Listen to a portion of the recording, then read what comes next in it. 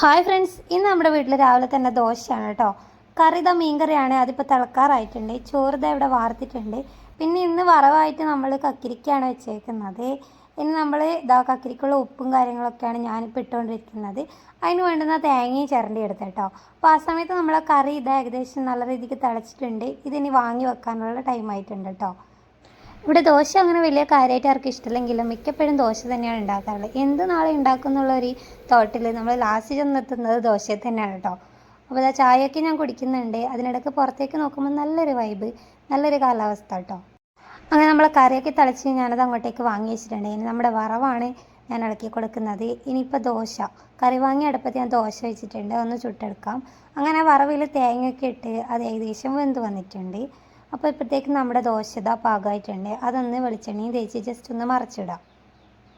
ഇന്ന് നല്ല വെയിലൊക്കെ ആയിരുന്നുകൊണ്ട് തന്നെ നല്ലതാണ്. പിന്നെ വസന്തകാലമാണല്ലോ വരുന്നത്, അതുകൊണ്ട് തന്നെ എനിക്ക് ഭയങ്കര ഇഷ്ടമാണ്. അമ്മ ഇവിടെ കറിക്കുള്ള ഉള്ളിയാണ് അരിഞ്ഞുകൊണ്ടിരിക്കുന്നത്.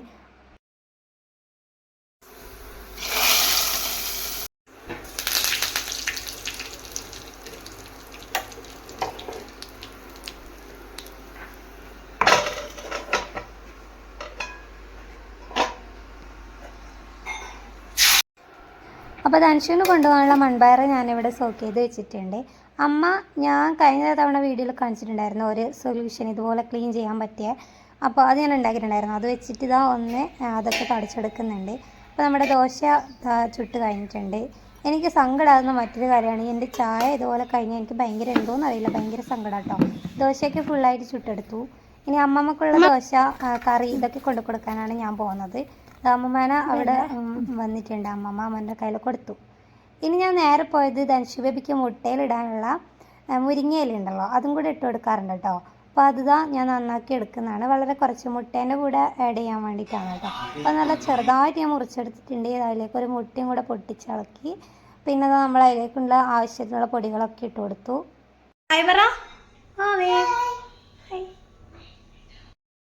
അങ്ങനെ ധനുഷ് ബേബി പല്ല് വെച്ചിട്ട് വരുന്ന വരുത്താണ് കേട്ടോ. അപ്പോൾ തന്നെ അവന് ചായയും കൂടെ കൊടുത്തിട്ടുണ്ട്. ഹസ്ബൻഡ് ചായ കൊടുത്തോളൂ അവന്.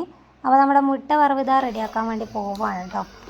അവനിഷ്ടമാണ്, ഇതൊക്കെ കഴിക്കാറുണ്ട് പൊതുവേ. അങ്ങനെ അവൻ്റെ ടിഫിൻ ബോക്സൊക്കെ ഞാനിവിടെ സെറ്റ് ചെയ്ത് വെച്ചിട്ടുണ്ട്. ഇനി അടുത്ത പരിപാടി അവൻ്റെ യൂണിഫോം തേക്കാൻ വേണ്ടി പോവുകയാണ് കേട്ടോ. ഒന്ന് അയൺ ചെയ്യാൻ വേണ്ടിയിട്ടാണ് പോകുന്നത്. അങ്ങനെ അവൻ്റെ ഡ്രസ്സ് കാര്യങ്ങളൊക്കെ ഇടിപ്പിച്ച് സ്കൂളിൽ കുട്ടി റെഡിയായി. അങ്ങനെ അമ്മമ്മ ഇതാ പത്രം എടുക്കാൻ വേണ്ടി വന്നിട്ടുണ്ട്. ധനുഷ് ബേബിക്ക് ഇതാ ചൊട്ടയൊക്കെ വെച്ച് കൊടുക്കുന്നുണ്ട് കേട്ടോ. അപ്പോൾ അത് കഴിഞ്ഞ് അവനവൻ്റെ വണ്ടി കയറി പോയി. പിന്നെ ഹസ്ബൻഡ് പറഞ്ഞു മാഗി നമുക്കിന്ന് ഉണ്ടാക്കാമെന്ന്. അങ്ങനെ നമ്മൾ രണ്ടാളും കൂടെ മാഗിയൊക്കെ വെച്ച് ചായ കുടിച്ചു ഗൈസ്.